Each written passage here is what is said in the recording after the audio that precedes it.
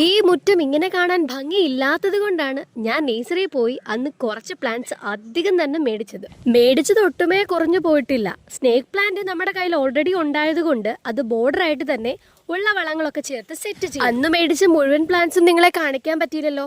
ഇത്രയുമാണ് നമ്മൾ അന്ന് മേടിച്ച പ്ലാന്റ്സ്. ഇതിലെ കലാത്തിയ നമ്മൾ ആഗ്രഹിച്ചു മേടിച്ച ഒരു പ്ലാന്റ് ആണ്.